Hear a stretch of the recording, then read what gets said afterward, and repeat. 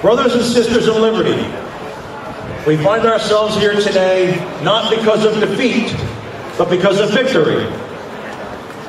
If it weren't for people just like us that stood on perhaps this very ground over 200 years ago, we'd be like everyone else from virtually every other country on the planet, disarmed and at the mercy of anyone intent upon forcing his will on the masses. We, however, are not the masses. We are Americans.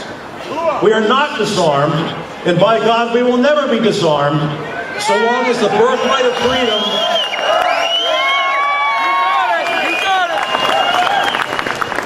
and we will never be disarmed, so long as the birthright of freedom burns in our hearts like it did for our fathers and mothers that went before us.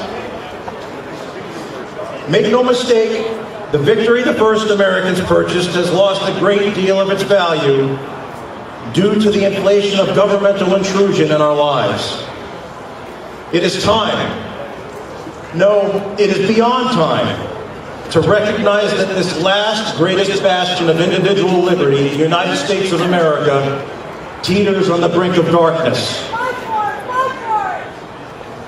A government that once was formed to promote and protect natural, God-given civil rights that have existed since the beginning of man is now used as a weapon to destroy those rights.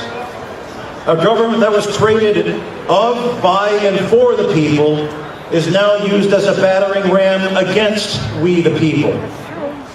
When we exercise the right to free speech, we are targeted by the IRS. Yep. Our privacy is violated every day when our cell phone data is collected and stored in NSA computers. Our homes and lands are stolen and given to private developers, courtesy of the Supreme Court. We are harassed and criminalized simply for exercising the right to keep and bear arms that is enumerated in both our federal and state constitutions. With freedom like that, who needs tyranny?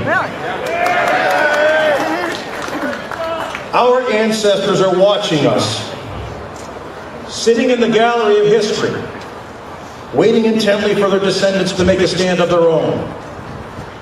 They are wondering if we have the fortitude to gather on village greens like they did so many years ago. They were ultimately forced to pay in blood when men with guns were dispatched to seize arms and ammunition from their communities.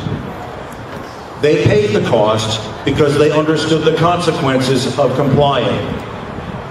We might not be standing here today had they done otherwise.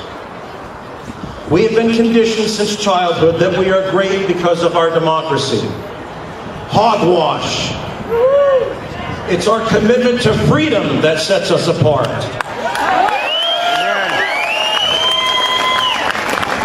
Democracy is three people voting on who gets to be the slave. Liberty is having a Second Amendment to fall back on when the other two decide you lost. While America was never intended to be a democracy, as we've come to see, our representative government can be corrupted just as easily as any other. No, we are great because we were forged in the freedom of the individual to live and worship free from interference, and generation after generation protected that liberty with force and threats of force. Our forefathers understood that without the right to keep and bear arms, there is nothing standing between a free people and the wolves of oppression. Those that sit in seats of power today are no more allowed to take our rights away than those who ruled 200 years ago. No legislature or court can morally or lawfully deem a man or woman free or slave, and neither can they deem any one of us standing on this ground a criminal simply because we keep and bear firearms. Should the government order its weapons to be trained on us because we own firearms, as Hillary Clinton is so fond of saying, what difference at this point does it make if those holding the guns are wearing red or blue? The intended outcome is exactly the same, and just because the pen that wrote the order is on this side of the Atlantic Ocean doesn't magically make confiscation and imprisonment for owning guns justifiable or legitimate.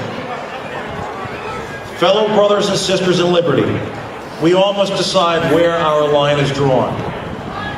Will we finally understand, just like Captain John Parker on the Lexington Green and Rosa Parks on a Montgomery bus, we have the power to say, no!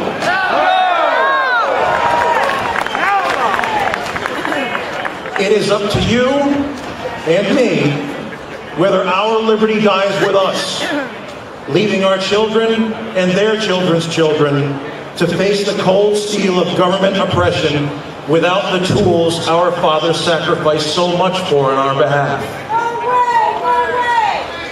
Which future will we give those that follow? Will we enjoy the fruits of someone else's victory, only to now surrender because we somehow believe our lives are more valuable than those that fell so we could be free? Those that went before us are watching, and those that are yet to come are waiting for our answer. Ring the Liberty Bell and ring it loudly. Give our children the chance to deliver speeches on this very ground 200 years from now, proclaiming our victory.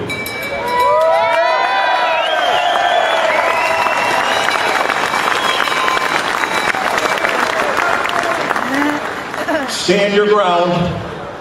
Don't fire unless fired upon. But if they mean to have a war, let it begin here.